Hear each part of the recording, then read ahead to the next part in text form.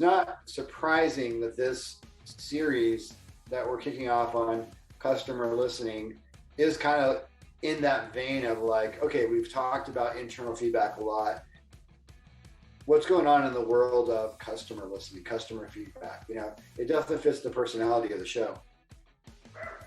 Yeah, it totally does. I mean, we're going to speak on topics that we feel well versed and feel like we could speak boldly and authentically on. And listening is one of them. And it ties into feedback. It ties into so many things. And if we truly listen, it ties into much more than just customer listening. It ties into growth. Welcome to the Howie and Beastmode podcast, where we discuss all things business, including growth, strategy, and execution, as well as personal and professional development. Let's join Howie and Beastmode in conversation. One of the things I discovered is that you can spend a lot of time responding to things and fighting fires and checking email and doing what your boss is asking you to do and those kinds of things. And those are all fine. Those can be part of sowing and reaping in a sense, because you're sowing responsiveness. And that is what people pay for, whether you are trying to sell to a customer or you're trying to have a career at a traditional job. So that people do pay for responsiveness. But what I found is that I've never had something that I tried to build in response to a business problem or in response to a business opportunity. I've never built something that didn't help in some way. I really spent time thinking about this. Yeah. I'll even leave room open that there might've been some things that didn't work out. You know what I mean? Just for the sake of trying to be honest about it. But I'm thinking about like business analysis that I've done. In my last company, I've already done a business analysis in this company that we're using in like 3 different ways right now. Okay. Yeah. And it's like, it took me like weeks to do, but what you have to do is you have to have a little bit of that faith of saying, all right, I'm going to go work on this in the attempt to solve a business problem or in the attempt to work on a business opportunity. And I'm going to go do my very best at working at this. And what I am just telling people is that sowing, when you're sowing that and you're working on that and you're sowing and you're planting, I'm just telling you, you can't see it right now because there's kind of this churn and there's this darkness and there's this, listen, when you plant, it goes into the soil is dark. You can't see that seed. I am telling people that from my experience, that seed will grow and it will benefit the business and it'll benefit them personally. And it lasts longer than you'll think. Yeah, I love that. I mean, part of that is you got to take it out of the box. And so in retrospect, when you're looking at it the way you are, which is incredible, it's whenever I sow this, there's always something that's coming back. Now, I think that if you're honest and you go back and look, it's what I sowed. I didn't necessarily get what I thought I was going to get, meaning I was sowing this strategy for this particular opportunity. It didn't reap a reward there. It reaped a reward over here for this opportunity. But like we talked about last time of, like I sowed a pumpkin, like I was sowing pumpkin seeds. I'm sowing strategy seeds for an opportunity. Just because it didn't reap, just because this one pumpkin seed didn't come up didn't mean that this one did. And that's what we're talking about, is that this strategy or this new idea or this product or this service or this idea, just because it doesn't, this one particular seed in this one particular area doesn't reap, doesn't mean there's not hundreds more over here that aren't going to pop up. But maybe this is the first one you sow. Just because the first seed you sowed isn't the one that pops up doesn't mean then the other 99 won't. Would you say that's relevant to you? I'm doing double thumbs up and I'm like trying not to say anything so I can let you finish. Yeah, I think it's incredible. I mean, with the pumpkin seed example, you're out there, you're not planting just one pumpkin seed, right? Part of the process is death. Some of those pumpkin seeds may not come up, right? That is part of the process, right? So you're sowing, it's going into the ground. You really don't know which ones are necessarily going to sprout to life Probably a lot of them will, because seeds are supposed to die and then come back, right? That's a resurrection of any seed. That is by nature what it does. But you don't. You plant into darkness and you plant into death when you build something, because you can't guarantee it's going to work. Yeah. But if you don't try, it won't work. And one of the things that you said, I think it'd be a lot of fun, if you don't mind. Yeah. I would love to right now share with these ladies and gentlemen some of the just like rapid fire things that people will benefit from if they go try something in their business or in their career. They try to build something, try to address an issue, or try to fix a problem or an opportunity. What are some things that they will benefit from besides just the actual thing itself, right? Let's just make them up right now, because there are really a lot of them. You inspired this when you mentioned the pumpkin example. Yeah. It's a lot of them come from, like, I would say, like, new habits is what's coming to my mind. Okay. And so, love it right there. Yeah. And so a lot of times, you know, everybody in business, I think, has struggled with a cold call. And so maybe it's, you just set out and say, hey, I'm going to do this, but I'm going to do 5 calls. You know, you just set your bar low. You just set it to where you get it and you knock it down. But then it's just a seed. I'm going to do these 5, and maybe one of them is going to be the one that's going to sprout that pumpkin. But if not, I'm just going to sow these 5 and we're going to get the day going, you know. But just go ahead and, you predetermine it, you preset it. It's just one of those things that you just get it over with. You know? And because they were willing to make the cold calls, they overcame the inertia and the fear, right? So now and as you like to say, things travel. So now the little bit of courage that they just grew will affect other areas of their life, right? They also have a little bit more self-esteem, a little bit more pride. Even if somebody hung up on them, they still have the courage to go through that. And so, and then also when you're making, we don't have to stick with the cold calls, but I'll just go one more. I'll go one more deep on this. Yeah. By going and having those 5 cold calls or those 50 cold calls and maybe not getting anything out of that, they're understanding that they're having to plant into darkness and into doubt. They're having to plant against their own evidence and their own fears. And they're having to plant with some risk of wasted time and being yelled at and being hung up on. And then even that maybe it won't even work. But they're understanding through that they survived and that this is part of the business process. And so they're growing stronger and more confident through that process. And plus, I'll give you just one more, which is like, hey, you start leaving 50 voicemails and maybe you talk to 4 people, 5 people as well, and you're working on your pitch. You're getting better at it. You're getting smoother and less kind of like robotic and following a script because you've done it 50 times now. So there's just a multitude of things that happen in your example, the cold call, but it could be anything. The first time someone creates a business case for their boss to fix a certain problem, or they want to like create a new product for the company. You know what I mean? It's like, there's so much, 2 other people probably thought of that in the last 10 years and didn't have the courage to do it. But now you're going to go create this whole business case. You did market research. Like, even if they say no, and by the way, I had this happen at my last company. I spent 2 weeks, nights and weekends, and I think I've told you the story before. Doing all this market research and background. I did a study on it. I did a customer data study. I did an external study. I put it together. I came up with these magical conclusions by looking at the underlying data, and I haven't ever done that before. And I knew with the personality of that company that they would tend to be hyper conservative about trying new things.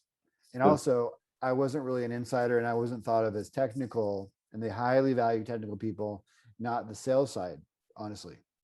And so with that, I chose to waste my quote unquote waste my time because I knew that I was learning from that. And so what happened was, through the magic of discovery from doing the research, I did make some pretty astounding conclusions from the data, just not many of them, like a couple that were pretty kind of like eye-opening from that. And so I learned that, I learned so many things from that. Like, I learned that bottom-up research, looking at underlying data on a topic, if you go read your underlying data long enough, you'll probably come up with some kind of a conclusion out of that. It'll probably help you to make top level. We talked about this like a year ago. I remember.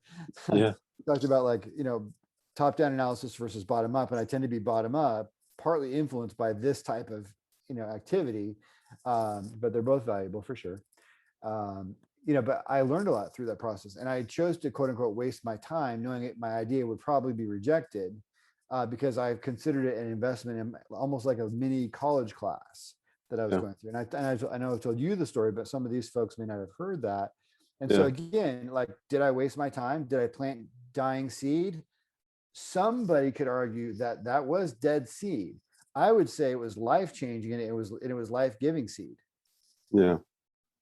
Yeah. I don't think our job, and we talked about this last night, our job is we're not in control of the outcomes. When you're sitting here saying, I'm planting this seed to get this in this amount of time, and it's going to look like this, this is how much I'm going to get.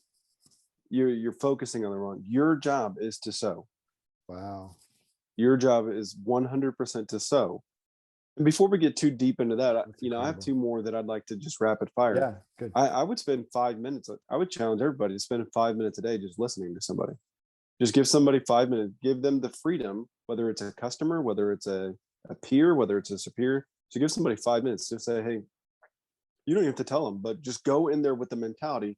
I'm going to sit down on the phone, in person, Zoom, whatever. I'm going to give this person 5 minutes. I'm going to give them 100% of my attention. I'm going to actively listen.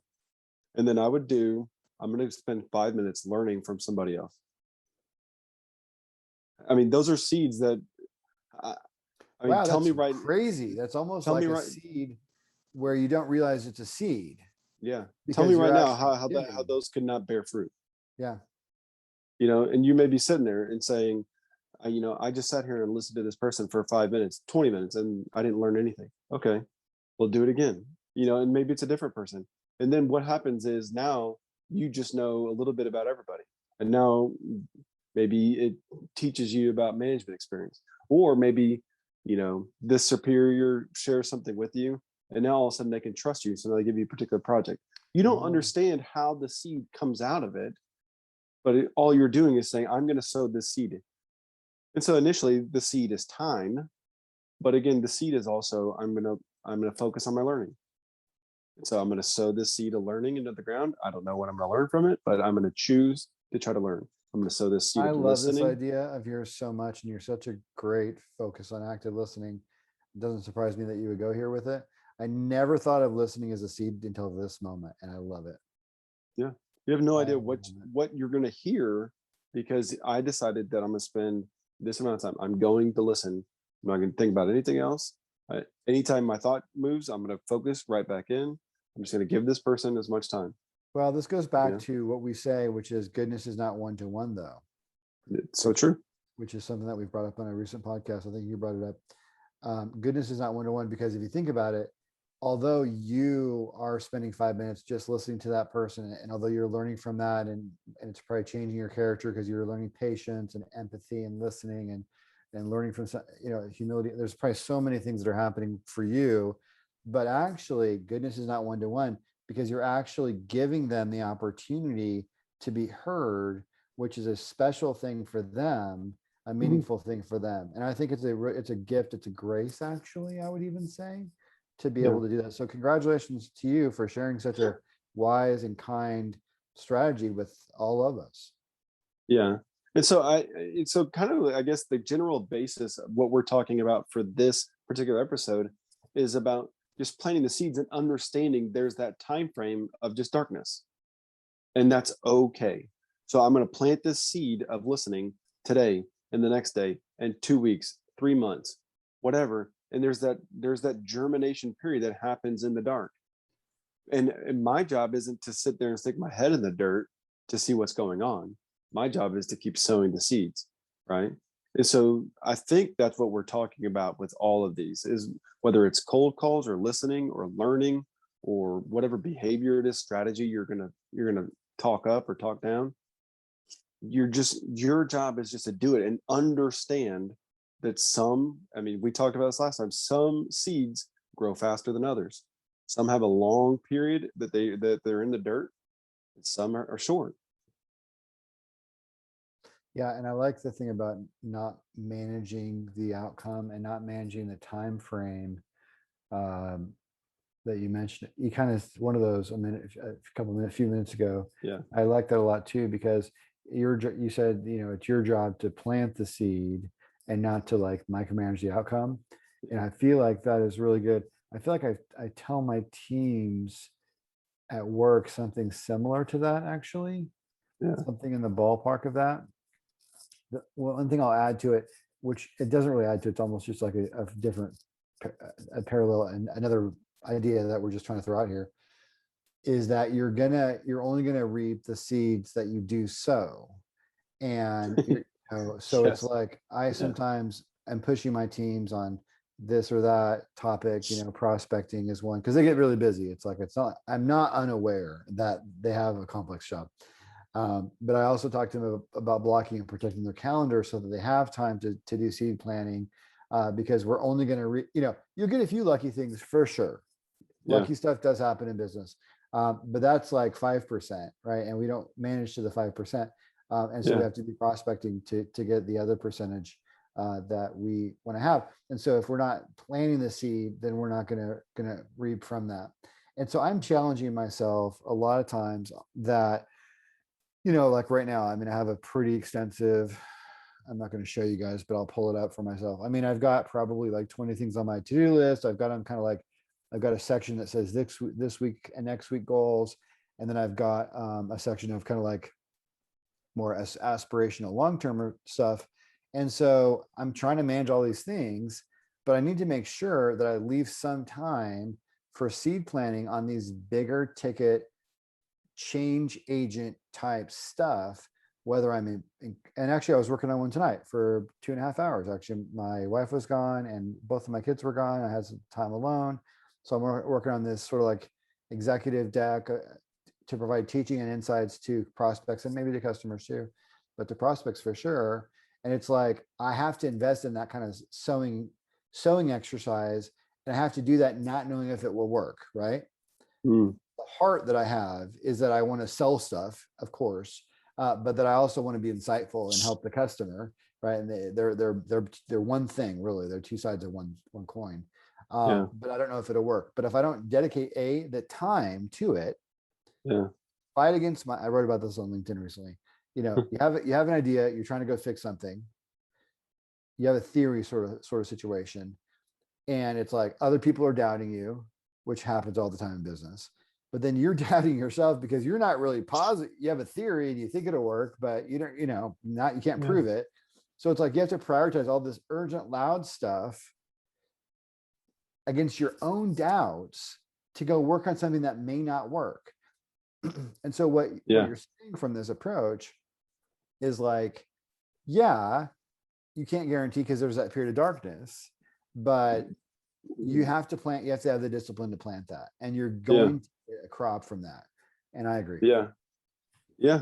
And as you were talking, I just had kind of the thought of, we have to be cautious because the wind will blow seeds, will blow things into our soil, and we will reap from that. And so, I almost have the thought of like when something's coming up, when something's sprouting, when we're reaping reward, it's almost, I should have the thought, did I sow that? If I didn't, number one, there's some gratitude and thankfulness I need to have. But then number two, I need to recognize I didn't sow this. And so this isn't from one of my seeds. And so I need to reckon. And so you're on a tipping point there. Either this is an over the top abundance blessing because I have been sowing and this isn't one of mine. Wonderful. Or I'm thankful I have this because I didn't sow this. And it reminds me that I need to get to sowing in this moment right now, because this didn't belong to me. Wow, that's good. I didn't earn this one. I didn't put this one in the ground. It somehow came to me. Somebody else sowed it somewhere, but it came to me. But I need to get back to sowing because I need to pay somebody else the same dividend. It is funny too, because I've noticed that sometimes when you're sowing in a specific area, you'll have a little bit of collateral blessing or collateral abundance. It's actually kind of I don't think it's well known, but I think it's something I've heard of before in sales. It's almost like when you're prospecting and then something that you didn't touch comes in. You're like, how is that possible? There's something weird. I don't know what that is. And it could be just serendipity, or it could be the blessing of God, or it could be whatever. I don't know, or it could be, luck. I guess that's serendipity. Could be a combination of stuff, but the thing that you can control though is the sowing and reaping. So you better not learn to live on that 5%, because in fact, you better learn. Here's what you could do though from the 5%. I would say, okay, you identify this came in.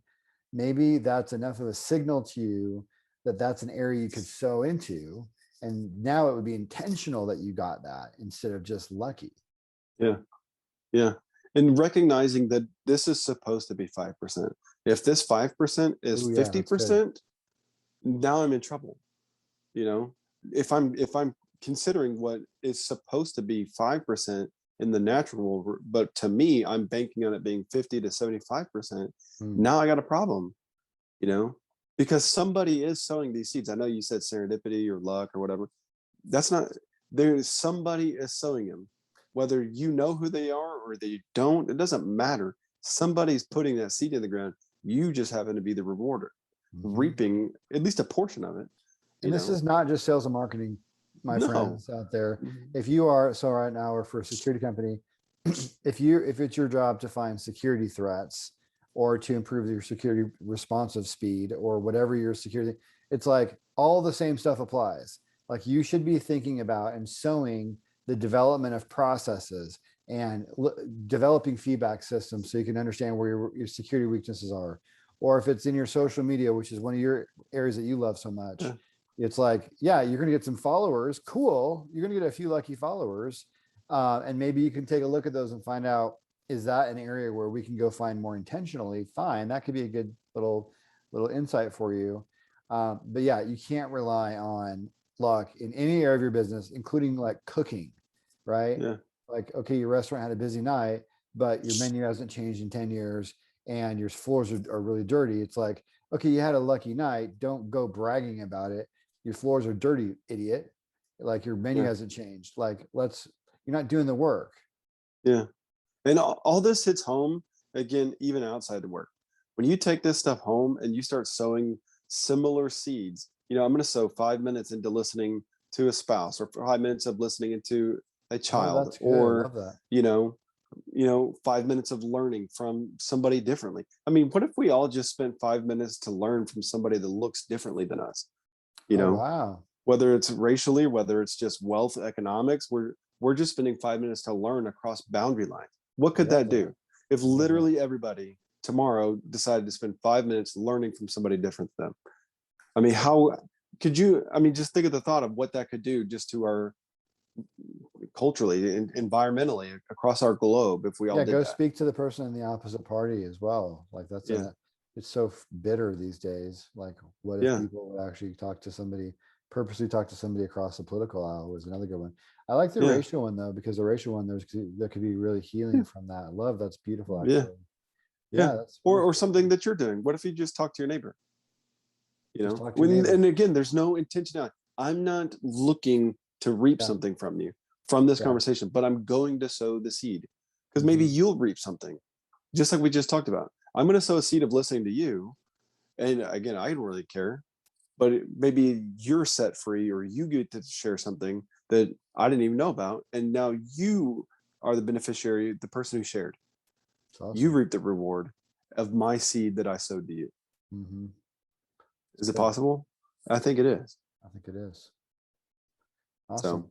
Well, we will keep it going here. This is kind of a series, folks. So we're going to kind of go through. If you guys have areas that you guys would like to have us talk about in terms of sowing and reaping, or an experience you'd like us to share on the air, we're happy to do that. But it's been a blessing for sure. And it's a good reminder, because the seed, there's a law. I mean, the reason why Beastmode brought this up is because there's actually a law about sowing and reaping. And so we want you guys to make sure you're benefiting from that. Like you said, to whether it be in your spouse or kid relationship, or talking to a neighbor, which is something I've been doing a little bit lately, or certainly in your business and career, having the courage and having the faith and the hope and the grit to do the work, knowing that, no work In fact, Proverbs says all hard work brings a profit, by the way. It's actually a proverb for some of you who like to read the Bible. It's a great one. But yeah, so if they want to follow along with the series, where can they find us? Yeah, you can find us anywhere that podcasts are hosted. You can, if you want to grab all of our collections, including a couple other things, you can go to our YouTube channel. You can obviously just follow us on social media at Howie and Beastmode. And we'd love to just have that interchange with you there. Share any content you'd like, and we'd love to take a look at it. Love it. I feel like sometimes we're a little too agreeable in the way we deliver. And because we don't want to, kind of burn a bridge or make someone feel stupid or whatever,